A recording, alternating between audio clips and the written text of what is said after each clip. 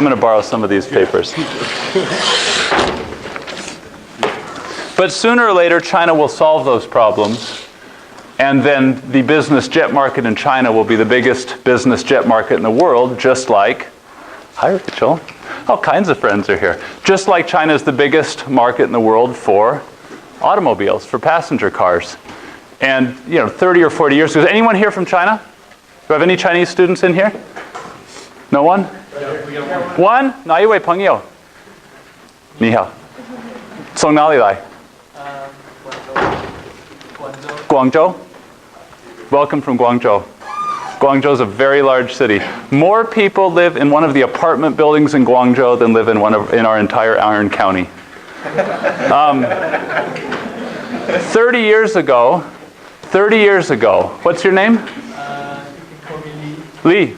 Lee, 30 years ago, if you had wanted to drive a car from Guangzhou to Beijing, could you do it? It would be very difficult, right? There wouldn't have been a highway for sure. If you did do it, you'd have to sort of wind your way there, through cities, around some of the fields, through the countryside. It might take you 3 days, 4 days, 5 days? I don't know, who knows, right? And now, 30 years later, China, because it's a centrally planned economy, so they made 5-year plans and 10-year plans for what economic sectors they were going to develop. Now you can debate whether or not that's economically efficient, but the fact of the matter is they have built the largest automobile market in the world. They have said that over the next number of years, that time period is in question, that they're going to do the same thing with airplanes. So far the results are disappointing, but I think everybody believes that no one would say within 5 years. I think very few people would say within 10. But once you get out into that 10 to 30 year range, I think most people would say, yeah, sooner or later, China will be the biggest market in the world for airplanes. So let me talk to you about cars for a second. If you were going to go buy a car, how would you choose a car? What are the factors that you consider when you go to buy a car? Anything. 1 word, 2 words. Someone raise a hand and give me an answer. Cost. Cost. How much does the car cost? You mean the purchase price or the operating cost? Both. What else? Gas mileage. Gas mileage, absolutely. And partly because of cost, partly because maybe you're concerned about the environment or things like that. Reliability. Reliability. Is it going to break down all the time? Am I going to pay a lot in expenses? Is it not going to start one day when I need to get to work? Safety. Safety, absolutely. That's something I consider when I buy for my wife. Size. Size. How many people am I taking with me? Do I have to put my motorcycles in the back, right? Anything else? 4-wheel drive. 4-wheel drive. Where am I going with it? I care a lot about 4-wheel drive, especially here in the winter, right? How about color? Anyone want a puke green car?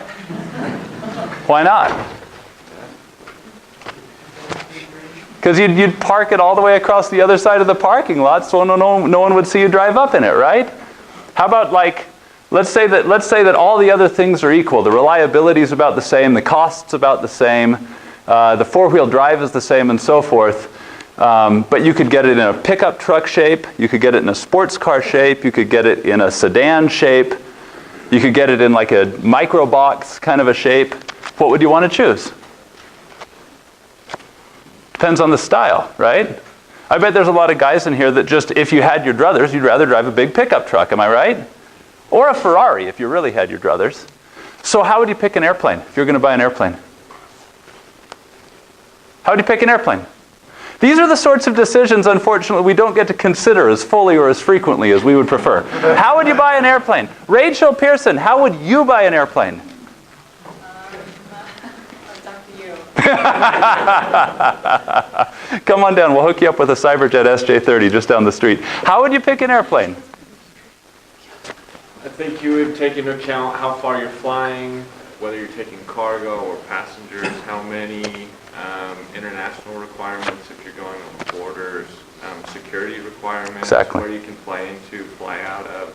All the same things that you would consider, thank you very much, all the same things you would consider when you're buying a car, with a handful of zeros after it, apply when you're picking an airplane. And in airplane terms, they call that the mission. What's the mission that you're trying to fly? Are you trying to fly everyone in the company, the entire board of directors, for a meeting in Moscow? Or are you a real estate investor that has a couple of motels and some restaurants in different counties across rural Utah, and you need to land on dirt airstrips, which is you and one other person, right? Totally different missions. I could buy a pickup truck, I could buy a minivan, I could buy a sports car, I could buy a Ferrari, I could buy a Honda. All those same sorts of things apply. So let's look.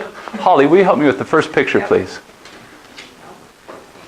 It's probably there. I hope it's there. There we go. BBJ, that's a Boeing business jet, aka a 737. So if you've ever wanted, as maybe the soon-to-be President Trump, if you ever wanted your own airplane, maybe you'd consider a Boeing business jet. What do you think one of these things would run you? A new Boeing business jet. And they sell them green, by the way. Green means they're unpainted and no interior. What would a green Boeing business jet off the lot cost you? Any guesses? No Google. Yeah, $60 million. $60 million roughly.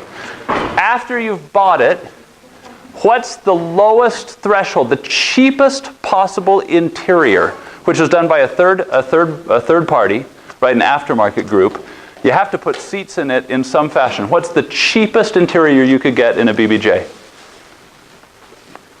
Any guess? Random guesses are fine.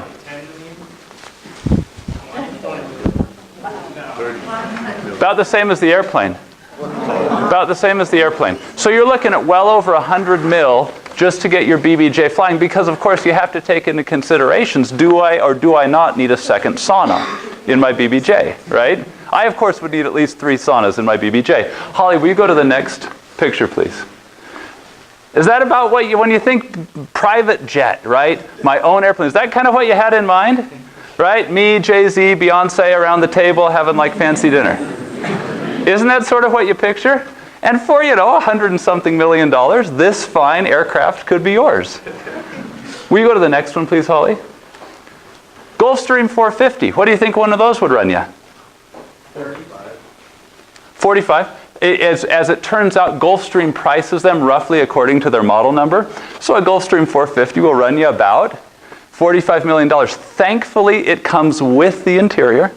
A Gulfstream 550 will run you about $55 million. Gulfstream 650 about 65, and so forth. Will you go to the next picture, please? There's what the interior of a Gulfstream 450 looks like. It's up to my standards. It's up to my expectations. I wouldn't be embarrassed pulling up in a Gulfstream 450. What do you think you'd use a Gulfstream 450 for? What would you use one of these for? Let me give you a clue. You wouldn't use it to go land on a dirt airstrip to check out your gas station in Wayne County. What would you use a Gulfstream 450 for? Tide commercial. A little louder? A Tide commercial. Ideally, especially if you're at Procter & Gamble. I think if you did international dealings and you needed several people to travel on a regular basis, it's big enough, spacious enough to where you can fly that long. And regardless of how many people you need to get there, a lot of people step up to these airplanes just because they have to travel a long way. They have to go all the way overseas. You'd have to step up to something at least at the Gulfstream 450 level. For instance, if you wanted to fly nonstop over to one of the Asian destinations, Hong Kong or Shanghai or Tokyo or something like that. Otherwise, you have to work your way up across Northern California and Canada and Alaska and try to refuel somewhere in Siberia or North Korea, right? And then work your way back down. It takes a little while. So you'd have to step up to something like this. What would you use a BBJ for? Why would you buy a Boeing business jet? What would that be good for? Running for president. Basically, right? That's pretty much what they're good for. You can put everybody in it, and if you need a plane that big to carry your ego, you have other problems. Next picture, please, Holly. That's what we make. That's the Cyberjet SJ30. That's a picture taken down in Las Vegas at the annual trade show. We had just repainted the airplane. We pulled it out onto the tarmac. They call it the static exhibit. It's out at the airport in Henderson, and that's where I got the other pictures as well, because everybody else pulls their airplanes up. You can just kind of wander through the airplanes. I'd always wanted to see what those things looked like on the inside. They open the doors, you wander through all day. Next picture, please, Holly. That's what we look like on the inside. Is this up to your lofty expectations of business travel? Pretty fancy, right? It looks pretty nice. but it doesn't have your 3 private saunas. It doesn't have that like executive boardroom dining table. It doesn't have all of those big full recliner lazy boys that the Gulfstream 450 has. When you're sitting inside there, it feels a little bit like sitting in like a really fancy minivan, right? In terms of how big the space is around you, kind of how much legroom you have. If there's nobody sitting in these 2 seats in front, this seat, if you pull that tab right there, it'll scoot all the way forward and go back to about this far, and you can put your feet up. So it's nearly a lay flat bed. It's about like having a business class seat on those rear 2 seats. It's pretty comfortable. I like flying in it. It's pretty nice. So why would somebody buy a Cyberjet? We go to the next slide, please, Holly. Look at this for just a second. This one takes just a moment to unpack. This was built by a friend of mine who was kind of analyzing the company. So if you look, let me walk you through a couple of pieces on this. Across the bottom here are airplanes that could plausibly be considered competitors to the Cyberjet SJ30. We only get up to a Gulfstream 150 because there's really no point in comparing our $8 million airplane to what or what not a $100 million Boeing business jet will do. You know, you'd never compare your Honda Civic to a Lamborghini. It just doesn't come up in the same conversation. Nautical mile range. So this is how far the airplane can fly on 1 tank of gas. Anyone know where a tank of gas is in the airplane? Where do they keep the gas? The wings. Yeah, in the wings. There's usually a little bit then underneath in what they call the belly fairings, where the wings kind of attach to the airplane, and sometimes there's some auxiliary fuel behind the seats, but in the wings. So you can see that we fly about 2,500 nautical miles. And you get all the way down here to an Embraer Phenom 100, which is a pretty nice little plane, and it'll take you about 1,200 nautical miles on 1 tank of gas. So we can go twice as far. The bars going up then are the operating costs, a combination of the fixed costs, which is largely your pilots, your hangars, stuff like that, and then the variable costs, the service and in large portion the cost of fuel. So this chart obviously does us a lot of favors because if you're looking for range, you're getting a ton of range. You can go a long, long, long way in for, comparatively speaking, not a lot of money. In real terms, on an hourly basis, anyone want to take a guess, in just hard costs, if I go out and fly the airplane, the SJ30 for an hour, what's it going to cost me per hour? Those hard variable costs. Any guesses?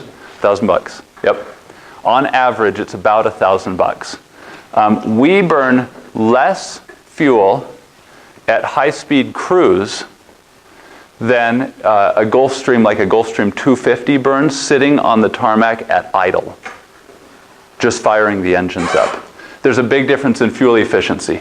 So the number one reason someone would buy an SJ30 is because they want to go a long way. They don't want to stop and refuel. They want to get there fast, and it's the cheapest way to possibly do it. Holly, will you go to the next slide, please? Here we go. Here's the range. I'll go to this side since it's not quite so much behind the screens. This one includes a broader set of potential comparables because you have to get up to some really expensive airplanes. A Gulfstream 150, of course, will cost you about $15 million, probably $14 million, right, for a new 150. A Citation Sovereign would be more than that, but you have to get up to these big airplanes in order to match us in range. And then when you look down at the other competitors, the range is much less.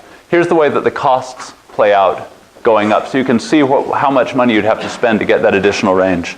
Holly, we go to the next slide, please. Okay, so what does this look like in real terms? In the airplane world, there's been a lot of fuss over the last couple of years about this new airplane coming out from Honda. One, because it's Honda, and number two, because no one ever comes out with a new airplane. It's just way, way, way too much money. So a Learjet or a Cessna jet, like a CJ, those airplanes are, they're like multi-generational descendants, right? That there's some original airplane that was a turboprop, some kind of a propeller airplane back in the 60s. And then they modified it a little bit, put an engine on it. And then maybe they did something to the wings. And then they put another new engine on it. And then they stretched the fuselage a little bit. And over the course of time, that's how one airplane this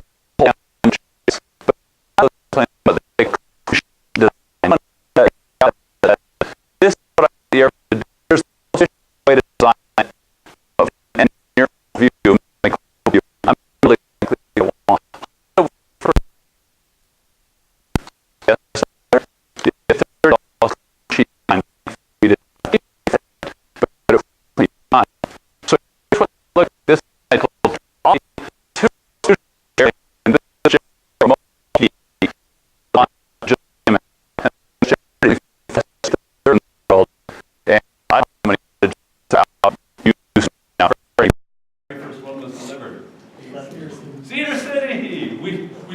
next to each other.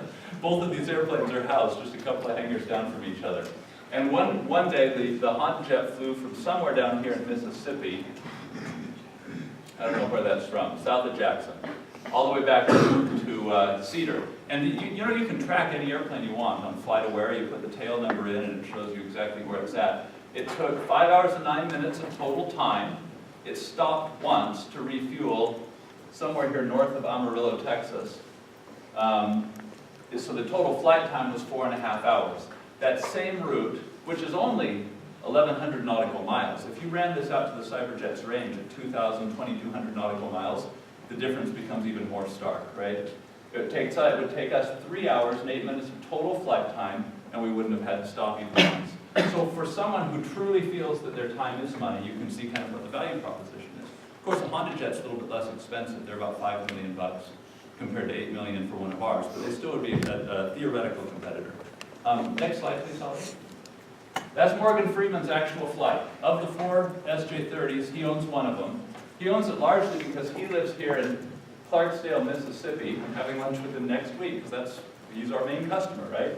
So we're going into Clarksdale, Mississippi, and he runs a blues club down there called the Ground Zero Blues Club or something. But where's most of his work? Right? Van Nuys, right there outside of Hollywood in LA. He would never fly into LAX because it's just too inconvenient to do that in a private airplane. But you can go into Burbank or into Van Nuys or one of the other airports. So when he flew from the Van Nuys airport this is to Dulles, this is to Washington, D.C. So a cross-country flight. This is exactly how much time it took him. He took off at 8:55 a.m., he arrived at 4:23. The total flight time was, does it say? 4 hours. Thank you, 4 hours and 28 minutes, coast to coast. Would Morgan Freeman ever fly commercial? Why not? It'd be a mob scene. Can you imagine the way that we're all detained in security? Can you imagine filing through line with Morgan Freeman in front of you?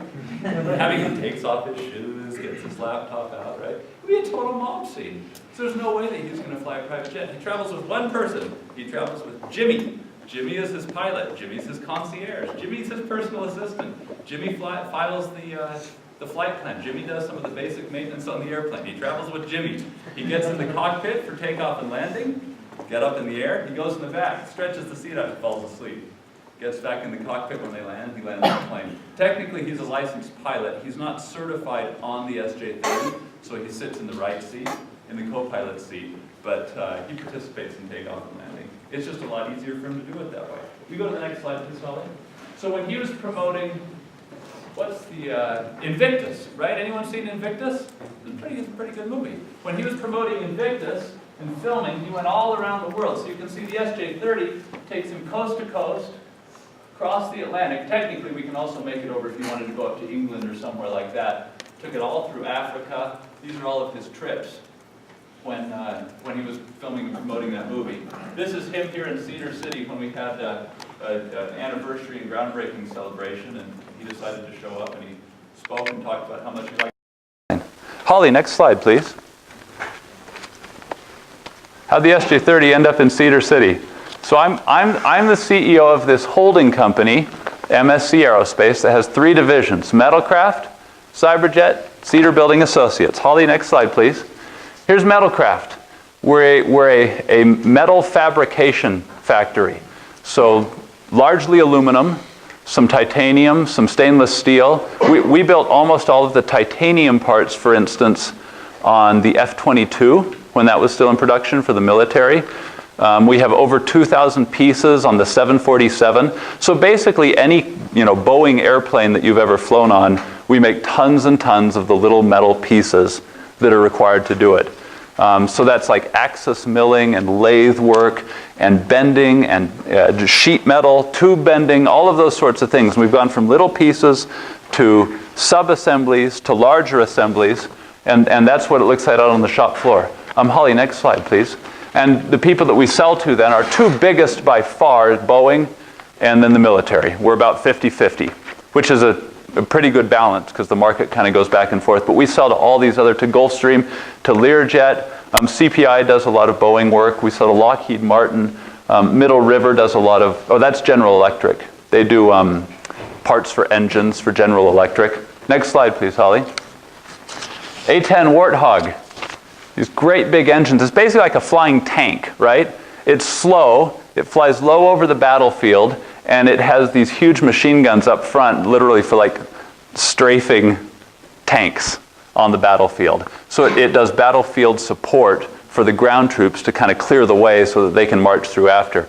The military's been doing those for, anyone know how long? They've been around forever. 60s? Yeah. They've been around since the Vietnam War for sure. So it's an old airplane, but they haven't found a better or cheaper way to do it. So like all these other airplanes, rather than design a brand new one, they just keep changing something, adding something, and they're doing some new engine work on it. So we won the contract to build that body work around the engine called the engine nacelle. In terms of a one-time contract in metalcraft, that's one of the biggest one-time contracts we've ever won, and that's a lot of the work that we're doing over there right now. Holly, next slide, please. So let's see. I think I'll just try to tell this story. This slide might take a second. You're welcome to try to read along, but here's the brief history. Our chairman, who's serving as a mission president right now for the LDS Church in Croatia, he comes back next June. He was, years ago, when he was probably in his late 30s, he was the Utah State Economic Development Director for Governor Bangerter. And when he was there, he was instrumental in bringing a major aerospace company to come manufacture in Utah. I think it was McDonnell. It may have been McDonnell Douglas. I don't remember exactly where the merger came in. And once they were here, I think for tax and various reasons, they said it would be a lot more efficient for us to be able to buy parts and source parts directly here in the state. But there was nobody qualified to build parts for McDonnell. So one day David Grant came down here to Cedar City. You know, what's the new name of Weco after Huntsman bought it? The chemical plant makes American Pacific, right? So thank you, Holly. I think it's called American Pacific. They make oxidizer for rocket fuel. It's way out on the west side of town. They originally had a plant out in Henderson, Nevada.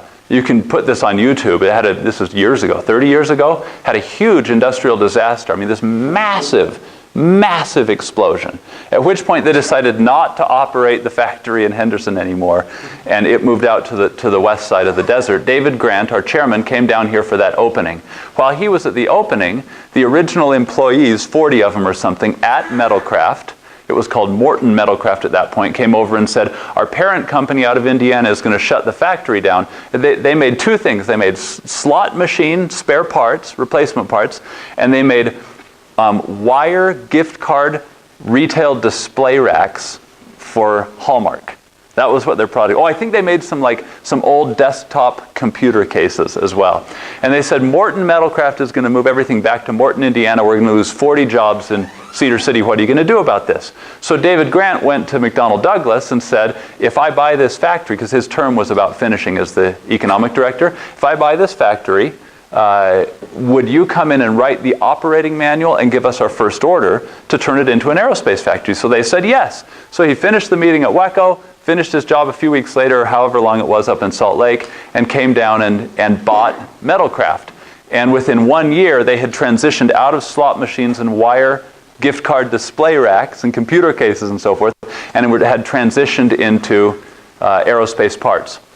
And so from there, it was just 1 year after another. It's grown bigger and bigger and more complicated, 27, 28 years later since that happened.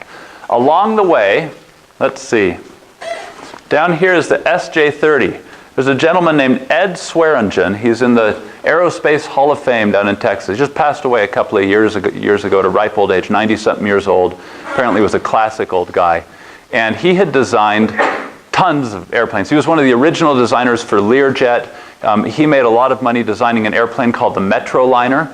And he wanted to design this specific long-range airplane in conjunction with Williams engines. Williams made one-time use engines for missiles, used one time.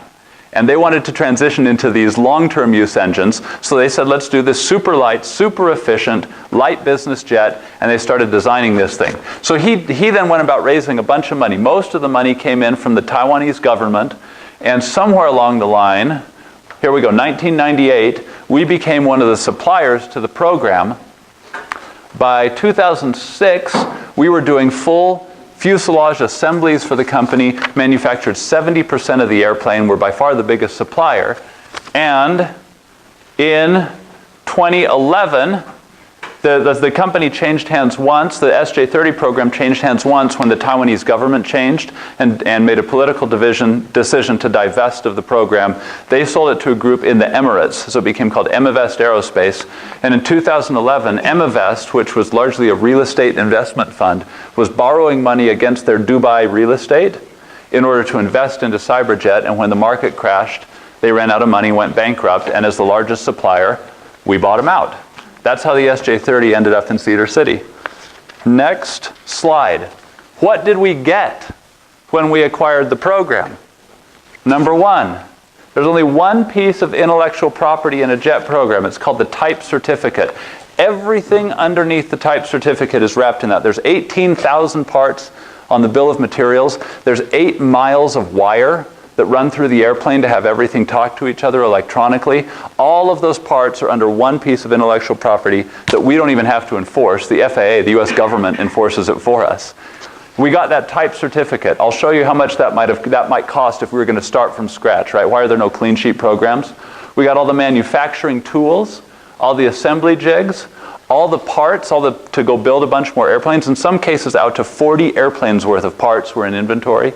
We own 1, 2, 3. We got 3 airplanes, plus we bought another. We have 4 SJ-30s and all the flight test equipment. We got works in process, so a bunch of partially completed airplanes. And there had originally been 248 orders on the books, which is roughly 2 years of the entire market in light jets and smaller mid-sized jets. It was an enormous amount of interest in the program. That's what we got when we acquired the SJ-30. So here's another guess. If you were going to start from scratch to develop something like the SJ-30 or the Honda jet, hire a bunch of engineers, start buying parts, start going through the checks with the FAA, from start to finish, how much would it cost? How much would it cost? $1 billion. At least $1 billion. How long do you think it would take you? At least 10. 10 for sure. And most people fail along the way. Next slide, please, Holly. Here's the last 3 examples. There's the Honda. They've been at it for over 17 years. Estimates vary, and this is just Business Week, right? You Google and see what people are estimating. They think they've spent probably close to $2 billion. And there's still some portions of the certification that they're working on. They can sell the airplanes, but they'll increase the flight ceiling, or they'll increase other things that's certified to do. Bombardier, Learjet, they spent $1.5 billion on a mid-size composite airplane, and after doing a couple of flight tests on it, concluded that it's dog don't hunt. The plane just didn't fly. And it's not public knowledge, but we talked to the engineers who did it. The plane just didn't fly. So they canceled the whole program, wrote it off. It's completely mothballed. Comac is the Chinese commercial airplane developer. They spent $1.2 billion, over 13 years. They actually, since this was made, I think, have just certified it in China, which that means they can sell it to Pakistan and North Korea. No one else will take a Chinese certification at this point. But they'll probably end up getting it certified somewhere else. And it's supposed to compete with the 737, but it's not even remotely as efficient, so no one would ever buy one anyway. So we got quite a bit of intellectual property when we made the acquisition. Next slide, please, Holly. Oh yeah, here's what we've got. So here's the 4 airplanes. Here's Morgan Freeman's airplane. This one lives mostly in Costa Rica, although it's down in St. George a lot of the time right now. This one belongs to a restaurant guy down in Las Vegas.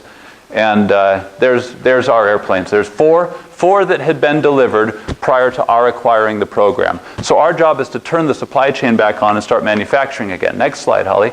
So here's what we're going to do. The current airplane up here at top is called the SJ-30-2. We're going to build the SJ-30I, which is that same basic airplane, but with new avionics. I mean, all touch screen and all kinds of new functionality in the system that drives the airplane. And then on top of that, we'll put a new engine on it, call it the SJ-30X. It'll go a little bit faster, it'll go a little bit farther, and it's a lot more efficient in certain performance parameters. And these are just mock-ups of some of the pictures we've taken as we've been mocking up the new interiors and so forth. Next slide, please, Holly. Here's what we look like. That's the SJ30-2's cockpit. And then the next one, here's what we upgrade it to. And that's an actual picture of the working system in our trade show mock-up. The one system, these 4 touch screens and then all of the electronics that control the airplane, one system costs about $500,000 just to acquire it and put it in there. It's a very expensive trade show mock-up. Next picture, that's our old interior, and our new interior looks like that. And then one more, please, Holly.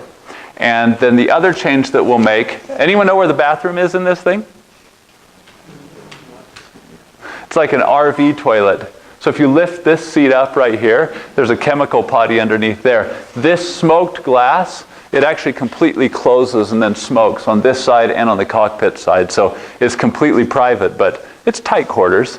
It's as good as anything else you'd get at an $8 million price range, but it's fairly tight quarters. The old potty seat used to be right here, facing this way. So when you sit down, the fuselage of the airplane is kind of curling around behind you, and you can't really lean back. It's not that comfortable. So we take these seat mechanics, because they're certified. Every bolt has to be certified. We turn the seat around, one of these seats, and put another one here, put the potty underneath it. And then thankfully, we had already certified 2 separate windows, so we get a lot more space out of the airplane. Next slide. This one's kind of fun, because this shows that progression for what could we do with the program now that we own it. So up there at the top, that's the SJ30-2. Go to the next one, that's the SJ30i. So it's the SJ30-2 plus the new avionics system. SJ30X is then that same airplane plus the better engines.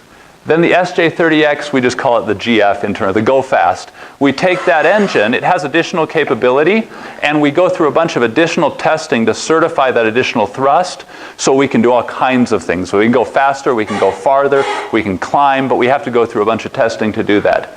Then we could go to an SJ40, which would be the same airplane, but they would stretch the fuselage out, just add an extra row of seats, so you could get 2 more people in there.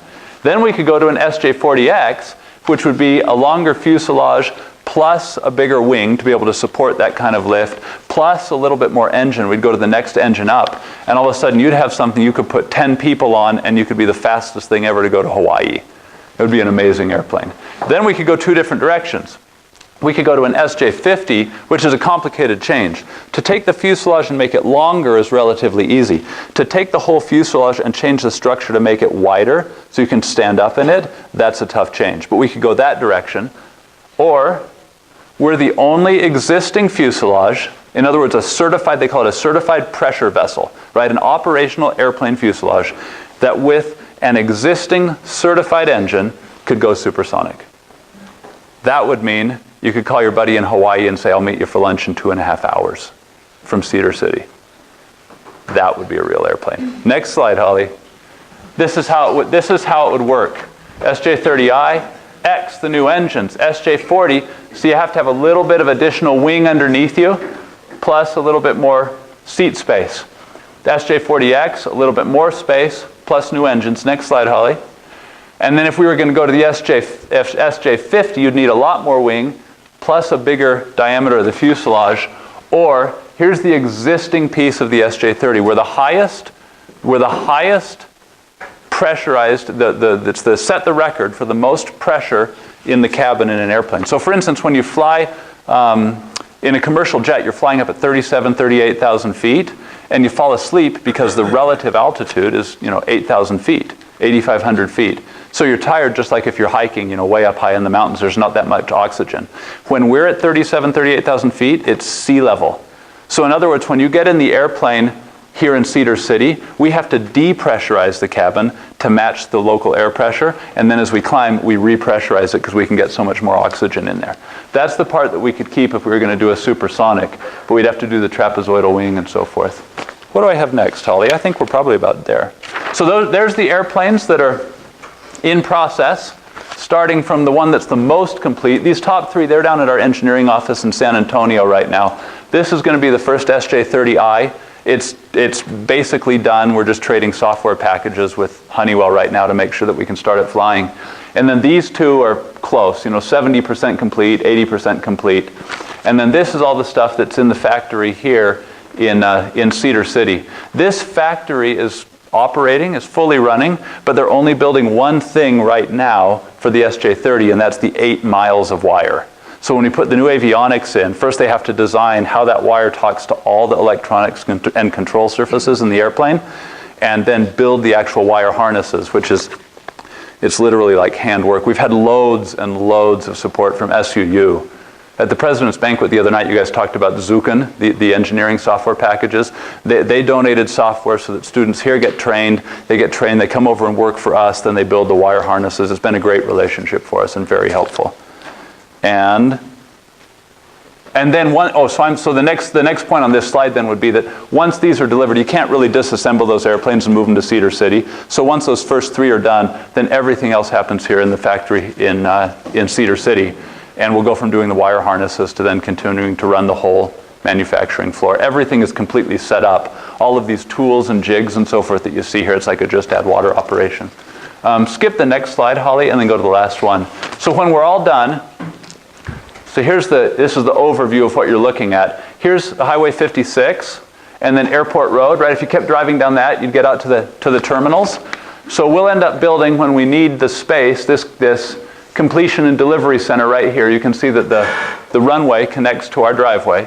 This is where I work in our Plant 1, and then just off the freeway, it's relative scale, just off the freeway is where all the Cyberjet airplanes are manufactured, those pictures you just saw. And eventually this whole piece of property out here that we own, we'll build buildings here. We could end up building one out here. This is where the whole campus ends up. That I thought would be more interesting in terms of an entrepreneur class to tell you an actual story about the business than to tell you anything else. And I notice it's 12:21. Dean Templin, Tyler, who's in charge in here? Should I ask for questions? Yes.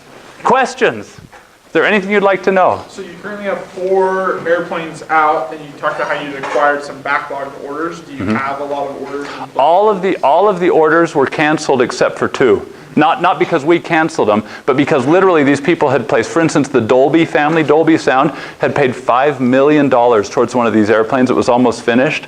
The old company declared bankruptcy. That's how bankruptcy works. They lose their $5 million.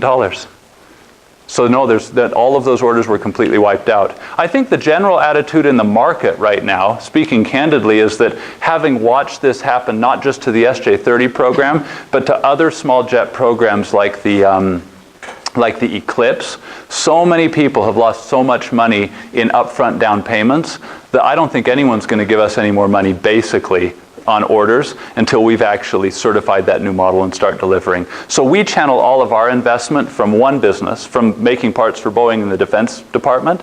We just reinvest the profits over into the other side, and we're doing it on our own. Then we'll turn the whole thing on again.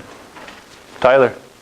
So I think I understand how you might keep your variable cost management through more efficient engines, but the fixed cost, that's your operational cost. Your fixed operational costs are lower too, right? Are you thinking from the point of view of an end user? Yeah. From someone who's buying an airplane? Right. There's basically 2 types of customers. There's people who are buying purely for the size of the airplane. They don't fly very far. It's how can I stand up in it?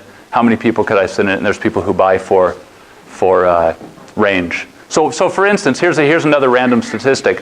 What's the average passenger load of any business jet, any type of a flight in the United States? How many people are on it, on average? 86%, I think.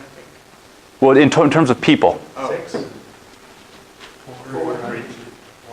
2.5. I don't know how half a person gets on the airplane, right? But it's 2.5 people. So basically people who want range are stepping up to these airplanes where they burn way more fuel.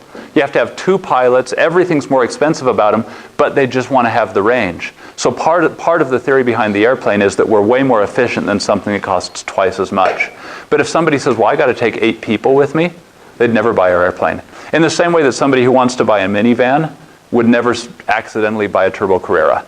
And we're not even really like buying a Turbo Carrera. We're like buying like a Lotus or like a McLaren, like something kind of weird, kind of rare. Because when you pull up, and there's people who care about this kind of thing. I didn't know. Here, I'll tell you a random story. I know I'm running over time, but I was helping before I worked full-time at the company, I was helping the company with meetings with the potential investor. They were Chinese. I was hosting these guys. And it turned out they wanted to meet on the day of my 20th high school reunion in Southern California.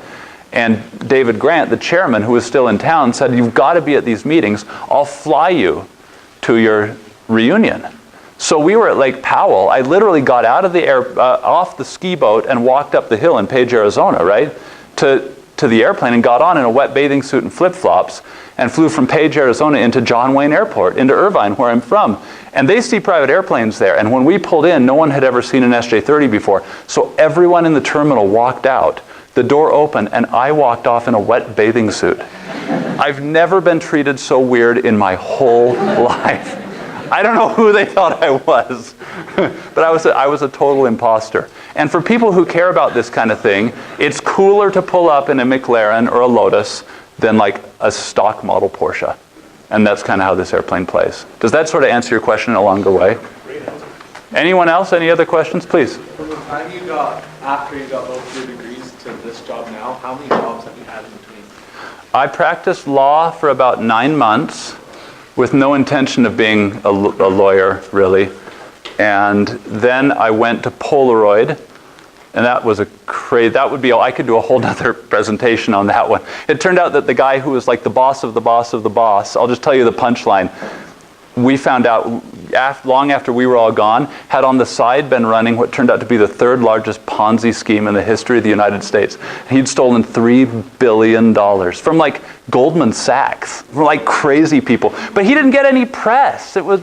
He lost out because he did it at the same time as Bernie Madoff, so no one paid any attention to him. But we were running Polaroid. At that point, it was a group of, I'm LDS, I speak Chinese, I served my mission in Taiwan, and a bunch of my mission buddies and I, there were like 6 of us, were sort of the first group in our late 20s to go into some of these Chinese factories that were not Taiwanese owned. They were local Chinese factories. But it was the same talent base of engineers, the same supply chain, and then we were leading the Walmart teams and the Best Buy teams and so forth in to do sourcing before they had their own sourcing teams. And we built almost $1 billion worth of sales a year in just under 4 years. And then because of obviously other factors that we couldn't figure out what was going on, the company was going to blow up, and we all left. And then 9 months later, this boss got arrested, and we're like, wow, that was quite a story. So I went to that job for about 5 years, and then that created a lot of problems. There's a lot of ups and downs in being an entrepreneur. And so I basically was like what I call self-unemployed up in Salt Lake City. I did a bunch of stuff. I was consulting. I started a handful of consumer products groups. I brought in enough money to pay the rent and support my family, but I wasn't really making a lot of money. But I was doing okay. I could pay the bills. And one of the companies I ended up consulting for was Metalcraft Cyberjet. And so when the chairman then went, I did that for 5 years or so, and when the chairman then went on to serve as a mission president in Croatia, he needed someone to work at the holding company level to kind of manage the business development, the finances, and that was when I moved to Cedar City. Questions? Maybe about there. Thank you all.